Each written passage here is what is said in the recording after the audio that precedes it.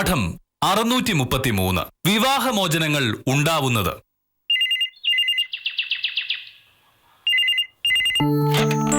Hello, അതെ സത്യഭാമയാണ്. ആ ശിവദാസ് ചേട്ടാ, ഞാൻ അങ്ങോട്ട് വിളിക്കാതിരിക്കായിരുന്നു. എന്ത് തീരുമാനിച്ചു ചേട്ടാ? എനിക്ക് ഈ കേസിൽ താല്പര്യമുണ്ടായിട്ടല്ല, പക്ഷേ സദാനന്ദൻ സാർ നിർബന്ധിച്ചു. അതുകൊണ്ട് മാത്രമാണ് ഞാൻ ഈ കേസ് എടുക്കുന്നത്. ആ പിന്നെ ഒരു കാര്യം, ഏതെങ്കിലും കാരണവശാൽ ഈ കേസുമായോ നിങ്ങൾ തമ്മിലുള്ള തർക്കത്തിന്റെ പേരിലോ സുഹാസിനി ചേച്ചിയുമായി ഒരു സംസാരമോ വഴക്കോ ഉണ്ടാകരുത്. കേസ് തീരുന്നവരെ ഒരു പ്രശ്നവും ഉണ്ടാവരുതെന്ന് മനസ്സിലായോ? ശരി. എന്താണ് രാവിലെ ഏതോ കക്ഷി വിളിച്ച് ഉപദേശിക്കുകയാണല്ലോ? സാധാരണ ഇങ്ങനെയല്ലല്ലോ സംഭവിക്കാറ്. ആരുമായിട്ടും എന്ത് പ്രശ്നം വേണേലും ഉണ്ടായിക്കോളൂ, ബാക്കി കാര്യം ഞാൻ ഏറ്റു എന്നാണല്ലോ വക്കീലന്മാർ പറയാറ്. രണ്ട് കക്ഷികൾ തമ്മിൽ ഒരു കേസ് നടന്നുകൊണ്ടിരിക്കുമ്പോ ഒരു കക്ഷി മറ്റേ കക്ഷിയെ ചീത്ത വിളിച്ചിട്ടുണ്ടെങ്കിൽ അത് മതിയില്ല കേസ് നോക്കാൻ. അതുകൊണ്ട് ക്ഷമയും മര്യാദയുമാണ് വേണ്ടത് എന്നൊന്ന് ഉപദേശിക്കായിരുന്നു. ആരാണ് ഈ കക്ഷികൾ? എന്റെ കക്ഷി ടൗണിൽ ഹോട്ടൽ നടന്ന ശിവദാസൻ ചേട്ടൻ, എതിർ കക്ഷി താലൂക്ക് ഓഫീസിലെ ക്ലർക്ക് സുഹാസിനി. കേസ് വിവാഹമോചനം. അതാണോ കേസ്?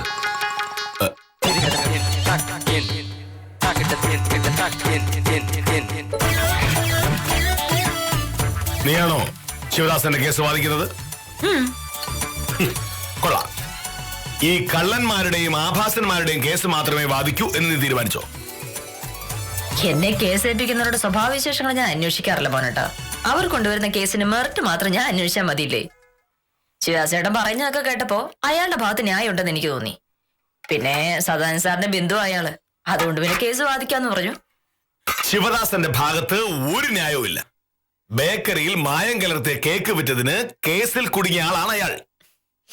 ഇത് ബേക്കറിയിലെ കേസ് അല്ലല്ലോ മോഹനേട്ടാ, അയാളുടെ വീട്ടിലെ കേസല്ലേ. അയാളുടെ ഭാര്യയുമായി ഇനി ഒത്തുപോകാൻ പറ്റില്ല എന്ന് അയാൾ തീരുമാനിച്ചു. അതിനയാൾ പറഞ്ഞ കാരണമൊക്കെ എനിക്ക് ബോധ്യപ്പെടുകയും ചെയ്യും. അതുകൊണ്ട് ഞാൻ ആ കേസ് വാദിക്കാന്ന് പറഞ്ഞു. അയാൾ പറഞ്ഞത് മുഴുവൻ കള്ളമാണ്.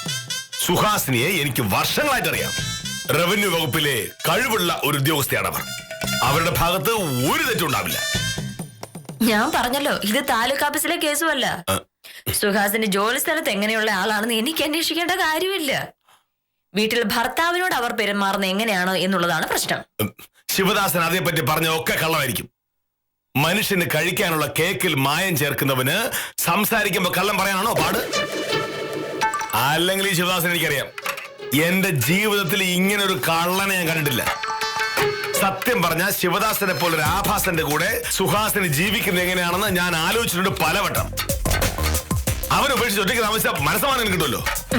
അപ്പൊ പിന്നെ നമ്മൾ തമ്മിൽ ഇങ്ങനെ തർക്കിക്കുന്നെന്തിന്? ഞാൻ കേസ് വാദിച്ചു വെച്ചിട്ടുണ്ടെങ്കിൽ സുഹാസിന് ഒറ്റയ്ക്കാവുമല്ലോ. രോഗി ഇരിച്ചതും വൈദ്യം കൽപ്പിച്ചതും പാല്, അപ്പൊ പ്രശ്നം തീർന്നില്ലേ?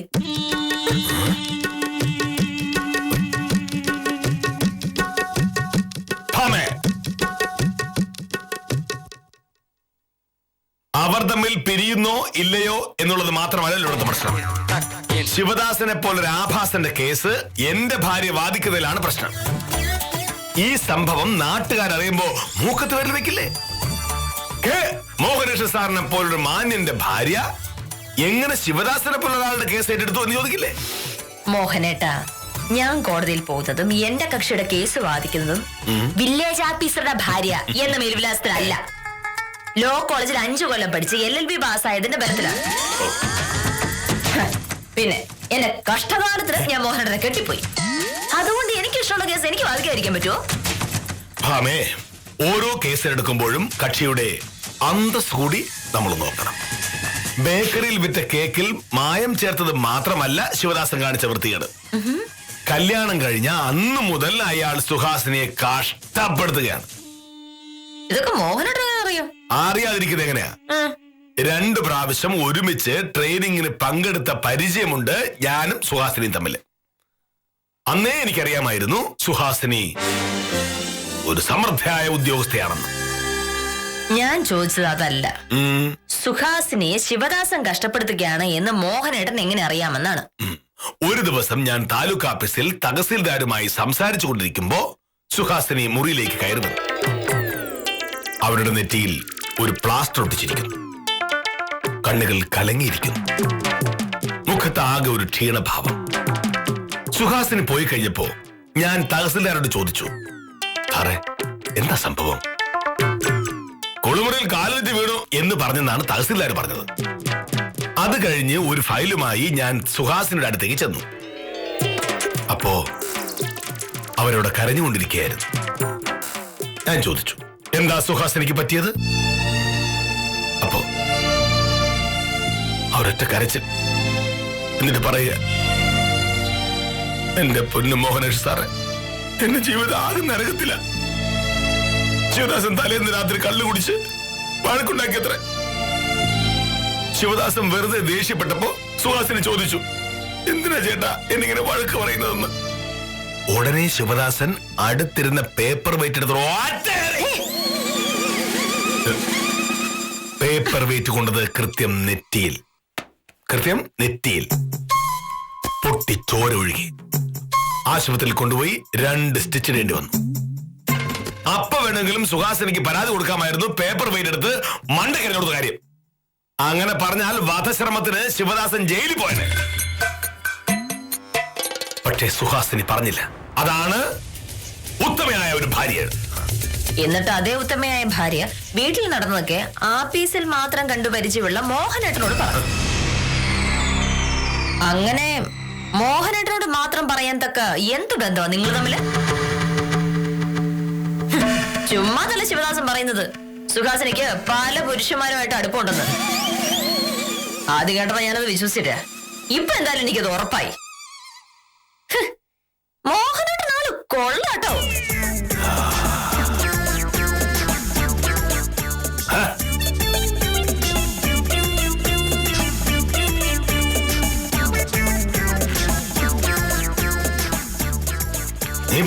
അർത്ഥം എന്താ മനസ്സിലായില്ലേ? ഈ പറയുന്ന സുഹാസിനിക്ക് അച്ഛനുണ്ട്, അമ്മയുണ്ട്, ഒരു സഹോദരനുണ്ട്, ധാരാളം ബന്ധുക്കളുണ്ട്. അവരോടൊന്നും പറയാതെ ഭർത്താവ് ഉപദ്രവിച്ച കാര്യം മോഹനോട് പറഞ്ഞത് എന്തിനാണ് എന്നാണ് ഞാൻ ചോദിച്ചത്. അച്ഛനോടും അമ്മയോടും പറഞ്ഞാൽ അവർക്ക് വിഷമമുണ്ടാവും. അല്ലെങ്കിലും ജോലി സ്ഥലത്തെ സഹപ്രവർത്തകരോടല്ലേ ഇതൊക്കെ പറയാൻ പറ്റൂ. മോഹനേട്ടൻ ജോലി സ്ഥലത്തുള്ള സഹപ്രവർത്തകനും അല്ലല്ലോ. മോഹനേട്ടന്റെ ജോലി വില്ലേജ് ഓഫീസിലല്ലേ, അവരോ താലൂക്ക് ഓഫീസിലും. താലൂക്ക് ഓഫീസിലെ ആരോടും തഹസിൽദാരോട് പോലും പറയാത്ത രഹസ്യം അവരെന്തിനാ മോഹനേട്ടനോട് പറഞ്ഞത്? എനിക്കറിയാൻ കാര്യം എന്താന്ന്. താലൂക്ക് ഓഫീസിലുള്ള ആരും സുഹാസിനെ പറയുന്നത് വിശ്വസിക്കില്ല. കാരണം എന്താ, അവിടെയുള്ളവർക്ക് മോഹനേട്ടനെക്കാട്ടിലും നന്നായിട്ട് സുഹാസിനെ അറിയാലോ. ആഫീസിലും നാട്ടിലും ഒക്കെ ഭർത്താവിനെ പറ്റി അനാവശ്യം പറയാന്നുള്ളത് സുഹാസിനയുടെ സ്ഥിരം ജോലിയാണ്. എന്റെ മോഹനേട്ട സുഹാസിനയുടെ നെറ്റിയിലെ മുറിവ് മാത്രമല്ല കണ്ടുള്ളൂ. ശരിക്കും സംഭവിച്ചെന്താണെന്നറിയാമോ? അന്ന് മോഹനേട്ടനോട് പറഞ്ഞതുപോലെ ഈ സുഹാസിനി അതിനു മുന്നേ ശിവദാസന്റെ ബേക്കറോട് ചേർന്ന് ചെരിപ്പുറ നടത്തുന്ന ആ പ്രസാദിനോട് ശിവദാസിനെ പറ്റി എന്തോ ഒരു ഇല്ലാ കഥ പറഞ്ഞു. അത് കേട്ടപ്പോ സ്വാഭാവികമായിട്ടും ശിവദാസന് ദേഷ്യം വന്നു. മോഹനേട്ടനെ പറ്റി ഞാൻ ആരോടെല്ലാം അനാവശ്യം പറഞ്ഞിട്ടുണ്ടെങ്കിൽ മോഹനേട്ടത് സഹിക്കൂ. വൈകിട്ട് വീട്ടിലെത്തിയപ്പോ ശിവദാസൻ സുഹാസിനോട് ചോദിച്ചു, സുഹാസിനെ, നീ എന്തിനാണ് പ്രസാദിനോട് എന്നെ പറ്റി അനാവശ്യം പറഞ്ഞത് എന്ന്. അപ്പൊ സുഹാസിനെ പറഞ്ഞ മറുപടി എന്താണെന്നറിയാമോ? ഞാൻ എനിക്ക് തോന്നുന്നത് പോലെ തോന്നുന്നതോടൊക്കെ പറയുമെന്ന്. ഞാൻ മോഹനോടോണ്ട് അങ്ങനെ പറഞ്ഞിട്ട് മോഹനോട് എന്ത് ചെയ്യും? ഏതായാലും ശിവദാസനൊന്നും ചെയ്തില്ല. നിന്റെ ഈ തോന്നിവാസം ഈ വീട്ടിൽ നടക്കില്ല എന്ന് മാത്രം പറഞ്ഞു. ഉടനെ സുഹാസിനി പറഞ്ഞു, ഈ വീട് എന്റെ പേരിൽ ലോൺ എടുത്ത് പണിതതാണ്, ഇവിടെ എനിക്കിഷ്ടമുള്ളതൊക്കെ ഞാൻ ചെയ്യുമെന്ന്. അപ്പൊ ശിവദാസൻ പറഞ്ഞു, അത് നിന്റെ അച്ഛനോട് പോയി പറഞ്ഞാൽ മതിയെന്ന്. അത് കേട്ടോ സുഹാസിനിക്ക് ദേഷ്യം വന്നു. മേസിലിരുന്ന ഒരു ഫ്ലവർ വേസ് എടുത്ത് ദാ ഇങ്ങനെ അടി കൊണ്ട് ശിവദാസന്റെ തല ഇറങ്ങിപ്പോയി. അപ്പൊ അയാൾ കൈ കെട്ടി പേപ്പർ വെച്ചെടുത്ത് അന്ന് അറിഞ്ഞിട്ടുണ്ടാവും. അതിപ്പോ ആരാലും ചെയ്യുന്നല്ലേ. അല്ല, അയാളുടെ തലയുടെ ഇവിടെ നീളത്തിലൊരു ചതവുണ്ട്. മുടിയുള്ളതൊന്നും പെട്ടെന്ന് ആരും കാണില്ല. പക്ഷെ മുടി മാറ്റി നോക്കിയിട്ടുണ്ടെങ്കിൽ നമുക്ക് അടയാളം കാണും. നീ വക്കീലോ ഡോക്ടറോ?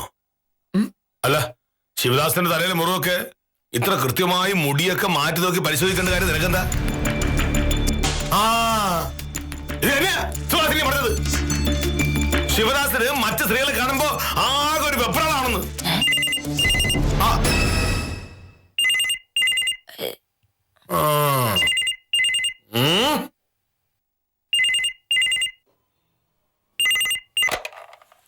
മോഹനകൃഷ്ണ സാറല്ലേ? അതെ. ഞാൻ സുഹാസിനിയാ സാറേ. ആ സുഹാസിനി, ഞാൻ അങ്ങോട്ട് വിളിക്കാനിരിക്കായിരുന്നു. ഞാനും ശിവദാസൻ ചേട്ടനും തമ്മിലുള്ള കേസില് സാറിന്റെ ഭാര്യ ശിവദാസൻ ചേട്ടന്റെ വക്കീലാണെന്ന് കേട്ടത് ശരിയാണോ? അല്ലാതെ പിന്നെ എനിക്ക് അറിയാഞ്ഞിട്ട് ചോദിക്കുവാ, ആ വക്കീലിന് എന്തിന്റെ അസുഖ സാറേ? അല്ല സുഹാസിനി, അതൊക്കെ തീരുമാനിച്ചിട്ടൊന്നുമില്ല. ഒരു 5 മിനിറ്റ് ഞാൻ അങ്ങോട്ട് വിളിക്കാം. സുഹാസിനിയ, എന്റെ ഭാര്യ അവർക്കെതിരെ കേസ് വാദിക്കുന്നത് കഷ്ടമല്ലേ എന്നാണ് അവർ ചോദിക്കുന്നത്. ഭാര്യയും ഭർത്താവും ഒക്കെ വീട്ടിലാണെന്ന് മോഹനയുടെ തന്നെയല്ലേ എപ്പോഴും പറയാറുള്ളത്? ഇതെന്റെ ജോലി കാര്യമാണ്.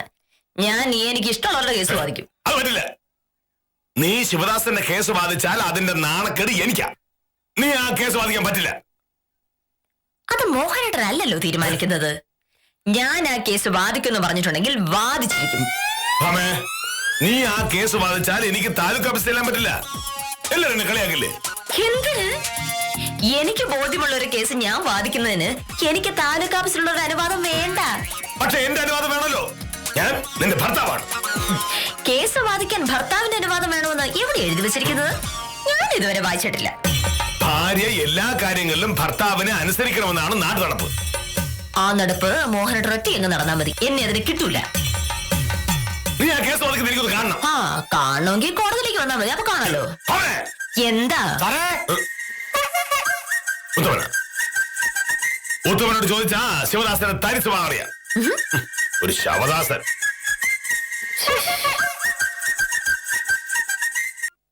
നമസ്കാരമുണ്ട് സാർ. ആ കേശവൻകുട്ടി രാവിലെയും വിളിച്ചിരുന്നു. ആ പോക്കുവരവിന്റെ കാര്യം എന്തായി എന്ന് ചോദിച്ചു. പോക്കുവരവുള്ള അപേക്ഷ താലൂക്ക് ഓഫീസിലേക്ക് അയച്ചു. അവിടെ നിന്ന് തിരിച്ചു വന്നാൽ കരമടയ്ക്കാം. സാറേ, താലൂക്ക് ഓഫീസിൽ ഇനിയും താമസം കാണുമോ? എങ്ങനെ ഉണ്ടാവാതിരിക്കും ഉത്തമ? താലൂക്ക് ഓഫീസിലെ ക്ലർക്ക് സുഹാസിനയുടെ തല പൊട്ടിയിരിക്കല്ലേ. അതൊക്കെ ശരിയാകാതെ അവർക്ക് ഇനി ജോലി ചെയ്യാൻ വലിയ പാടായിരിക്കും. സുഹാസിനി? ഏത് സുഹാസിനി? ഉത്തമൻ അറിയില്ലേ? ഇല്ല. താലൂക്ക് ഓഫീസിലെ സെക്ഷൻ ക്ലർക്ക് സുഹാസിനെ സത്യസന്ധയായ ഒരു ഉദ്യോഗസ്ഥയാണ്. ഒരാളുടെ കയ്യിൽ നിന്ന് ഇത്രയും കാലത്തിനിടയ്ക്ക് സുഹാസിനി 1 രൂപ വാങ്ങിയതായി കേട്ടിട്ടുണ്ടോ? അങ്ങനെയാണ് ആത്മാഭിമാനമുള്ള സ്ത്രീകൾ. അല്ലാതെ കൈനിറയെ കാശ് കിട്ടുന്നു കണ്ടാൽ കൊലപാതകങ്ങളുടെയും കള്ളന്മാരുടെയും കേസ് വാദിക്കുന്ന വക്കോലന്മാരെ പോലെ അല്ല. എനിക്കിപ്പോഴും കാര്യം ശരിക്കും അങ്ങോട്ട് പിടിയിട്ടിട്ടില്ല. ഞാൻ പറയാം. ടൗണി ബേക്കറി നടത്തുന്ന ശിവദാസൻ ഉത്തമൻ അറിയാമോ? പിന്നെ ശിവദാസന്റെ അടുത്ത പരിചയക്കാരനല്ലേ. അയാളെ പറ്റി എന്താണ് ഉത്തമന്റെ അഭിപ്രായം? അങ്ങനെ ചോദിച്ചാ ആള് ഭയങ്കര കഠിനാധ്വാനിയാണ്. ഒന്നും ഇല്ലായ്മയിൽ നിന്ന് കഷ്ടപ്പെട്ട് അധ്വാനിച്ച് ഇതുവരെ എത്തിയ ആളാണ് ശിവദാസൻ. ആ കഷ്ടപ്പാടിന്റെ കഥയൊന്നും പറയാതിരിക്കുന്ന നല്ലത്. ബേക്കറിയിൽ വിറ്റ കേക്കിൽ മായം കടത്തിയതിന് കേസിൽപ്പെട്ട ആളല്ലേ ഈ ശിവദാസൻ? അല്ല സാറേ, കേസിൽ പെട്ടു എന്നുള്ള കാര്യം ശരിയാണ്. പക്ഷെ അത് കള്ള കേസായിരുന്നു. അപ്പുറത്തുള്ള ബേക്കറിക്കാരൻ ശിവദാസനെ കൊടുക്കാൻ വേണ്ടി ചെയ്ത വേലയാണ്. കേസിൽ ശിവദാസനെ വെറുതെ വിട്ടല്ലോ. എങ്ങനെ വെറുതെ വിടായിരിക്കും? ശിവദാസനെ പോലുള്ള കള്ളന്മാരെ രക്ഷിക്കാൻ ഇവളെ പോലുള്ള വക്കോലന്മാരുള്ളപ്പോ വെറുതെ വിടുമല്ലോ. തെറ്റ് ചെയ്യാത്തോണ്ട് ശിവദാസനെ വെറുതെ വിട്ടു, അത്ര ഉള്ളു കാര്യം. ഉത്തമൻ അറിയാലോ, റോഡ് സൈഡിൽ ഒരു പെട്ടിക്കടയായിട്ട് തുടങ്ങിയ ബിസിനസ് അല്ലേ. ഇപ്പൊ ടൗണിലെ ഏറ്റവും വലിയ ബേക്കറി ശിവദാസന്റെയാ. എന്തുകൊണ്ടാ? കഷ്ടപ്പെടും, അധ്വാനിക്കും. ശിവദാസന്റെ വീടിന്റെ മുന്നിലൂടെയാണല്ലോ ഞാൻ എന്നും കോടതിയിലേക്ക് പോകുന്നത്. അപ്പൊ മിക്കവാറും അയാളെ കാണും. മുറ്റമടിക്കുന്നതോ മുറ്റത്തെ ചെടികൾക്ക് വെള്ളം ഒഴിക്കുന്നതോ ഒക്കെ. വീട്ടിലെ സകല ജോലികളും അപ്പൊ അയാൾ ചെയ്യുന്നുള്ളതാണ് സാരം. പരസ്യമായിട്ട് മുറ്റമടിക്കുന്ന ആള് വീട്ടിലെ സകല ജോലിയിലും ഭാര്യയെ സഹായിക്കുന്ന കാര്യത്തിൽ വല്ല തർക്കമുണ്ടോ? വീട്ടിൽ സ്ത്രീകൾ ചെയ്യേണ്ട ജോലികൾ മറ്റുള്ളവരെ കാണിക്കാൻ വേണ്ടി ചെയ്യുന്നതാണോ വലിയ കാര്യം? മോഹനേട്ടൻ എന്തായാലും അത് മനസ്സിലാവില്ല. കാരണം ഈ വീട്ടിലെ എന്തെങ്കിലും ഒരു ജോലിയിൽ മോഹനേട്ടൻ എന്നെ സഹായിക്കാറേ ഇല്ലല്ലോ. മുറ്റമടിക്കാൻ ഭക്ഷണം ഉണ്ടാക്കിയ ഒന്നും വേണ്ട. മോഹനേട്ടൻ ഭക്ഷണം കഴിച്ച പാത്രം ഒന്ന് കഴുകി വെക്കുകയോ മോഹനേട്ടന്റെ ഷർട്ട് മുണ്ട് ഒന്ന് തേച്ച് വെക്കോ, അങ്ങനെ എന്തെങ്കിലും ഒരു സഹായം മോഹനേട്ടൻ ചെയ്യുമോ? ചെയ്യില്ല. അങ്ങനെ ചെയ്യണമെങ്കിൽ ഭാര്യയോട് സ്നേഹം വേണം, സ്നേഹം. സത്യം പറഞ്ഞ ശിവദാസന്റെ പ്രതി ഭർത്താവിനെ കിട്ടണമെങ്കിലേ പുണ്യം ചെയ്യണം, പുണ്യം. ലോകത്തിലെ ഏത് ഭാര്യയും അത് ആഗ്രഹിച്ചോ? അല്ലേ ഉത്തമ? അല്ലേ? അല്ല, അതിനെപ്പറ്റി എനിക്ക് വ്യക്തമായ ഒരു അഭിപ്രായം ഇല്ല. കാരണം ഞാൻ കല്യാണം കഴിച്ചിട്ടില്ലല്ലോ. എന്തിനാ അതറിയാൻ കല്യാണം കഴിക്കുന്നത്? ഉത്തമ, ഈ പറയുന്ന ശിവദാസൻ നാട്ടുകാരുടെ മുന്നിൽ മാന്യത ചമയാൻ വേണ്ടി പരസ്യമായിട്ട് മുറ്റമടിക്കുന്നുള്ളത് നേരാ. പക്ഷേ ബാക്കിയുള്ള കയ്യിലിപ്പോ എല്ലാ ദിവസവും കള്ളു കുടിക്കും, ഉള്ള കാശ് എല്ലാം ചെലവാക്കും. വീട്ടിലെ മുഴുവൻ കാര്യങ്ങൾ നോക്കുന്നത് ആ പാവം സുഹാസിനിയാ.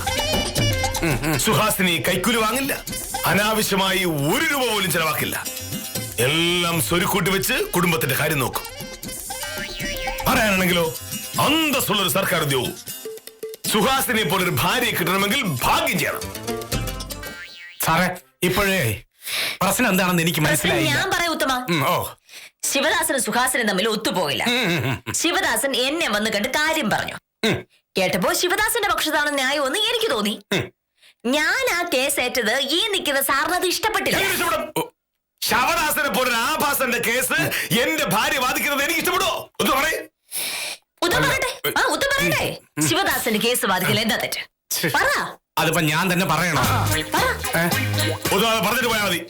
ഓ ശരി സാറേ, പറയാം. ഇതിപ്പോ ഞാൻ കേട്ടിടത്തോളം ശിവദാസനും സുഹാസിനിയും കൂടെ ഒരുമിച്ച് പോകൂല.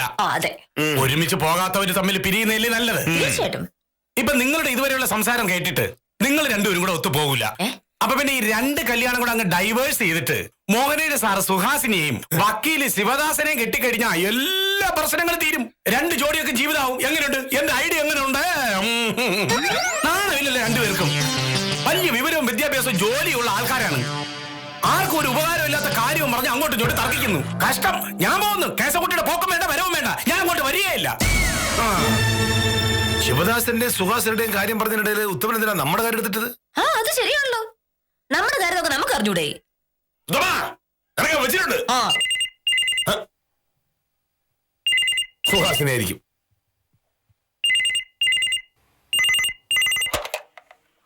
ഹലോ സാറേ, ഞാൻ സുഹാസിനിയാ. ഫോൺ കട്ടായി പോയി. കട്ടായതല്ല, ഞാൻ കട്ടാക്കിയതാണ്. അതിപ്പോ സുഹാസിനി വിഷമിക്കണ്ട. സുഹാസിനിക്ക് ഭാമയേക്കാൾ നല്ലൊരു വക്കീലിനെ ഞാൻ കണ്ടുപിടിച്ചു തരാം. എന്തിന്? കേസാവുമ്പോ നല്ല വക്കീലുണ്ടെങ്കിൽ ജയിക്കൂ. എനിക്ക് മനസ്സിലാവാഞ്ഞിട്ട് ചോദിക്കോ, നിങ്ങൾക്ക് ഭ്രാന്താണോ? ഏതെങ്കിലും വീട്ടിൽ ഭാര്യയും ഭർത്താവും തമ്മിൽ അഭിപ്രായ വ്യത്യാസം ഉണ്ടാവുമ്പോ ഉടനെ അത് കോടതിയിൽ എത്തിക്കണമെന്ന് എന്താ ഇത്ര നിർബന്ധം? ഞാന് ശിവദാസൻ ചേട്ടനും തമ്മിലുള്ള പ്രശ്നമൊക്കെ പറഞ്ഞു തീർത്തു. ഇനി നിങ്ങളായിട്ട് പ്രശ്നം ഉണ്ടാക്കാതിരുന്നാ മതി. വക്കീലുണ്ടോ അവിടെ? കൊടുക സുഹാസിനി. ഹലോ വക്കീലേ, പെട്ടെന്നുള്ള ദേഷ്യത്തില് ഒരാൾ ഡിവോഴ്സ് ചോദിച്ചു വരുമ്പോ അവരെ കാര്യങ്ങൾ പറഞ്ഞ് മനസ്സിലാക്കാതെ പിരിക്കാൻ നോക്കുന്നത് മര്യാദയാണോ? അല്ല, അത് ഞാൻ ശിവദാസൻ ചേട്ടന് കൈ കൊടുക്കാം. വേണ്ട, അവിടെ പ്രശ്നമൊന്നുമില്ലെന്ന്. രണ്ടുപേരോട് ഒരുമിച്ചിരുന്നാ വിളിക്കുന്നേ. നന്നായി. ഭാര്യയും ഭർത്താവും തമ്മിലുള്ള പ്രശ്നങ്ങൾ പറഞ്ഞു തീർത്ത് മുന്നോട്ട് പോകുന്നില്ല എന്റെ ഭംഗി. ഭംഗി അത് തന്നെയാണ്. പറഞ്ഞു തീർക്കാൻ ഞാൻ നോക്കിയതാണ്. പക്ഷെ ശിവദാസ് സമ്മതിക്കണ്ടേ? അയാളെ തല്ലടത്.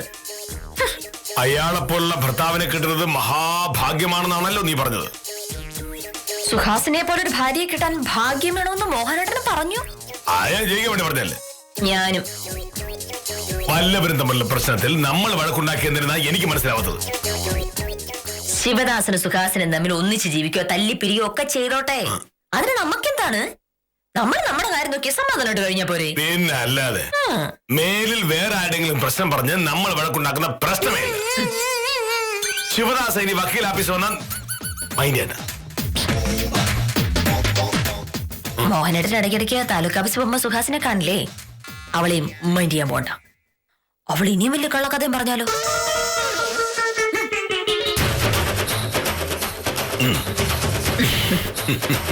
ഒരാവശ്യവുമില്ലാത്ത കാര്യമായിരുന്നു. പക്ഷേ ഉണ്ടാക്കാവുന്ന വഴക്കുകൾ മുഴുവൻ ഉണ്ടാക്കി കഴിഞ്ഞാണ് വില്ലേജ് ഓഫീസർക്കും വക്കീലിനും തിരിച്ചറിവുണ്ടായത്. തിരിച്ചറിവുകൾ കുറച്ച് വൈകിയാണെങ്കിലും ഉണ്ടാവുന്നത് നല്ലതാണ് എന്ന് മാത്രം പറഞ്ഞ് ഇന്നത്തേക്ക് വിടാം.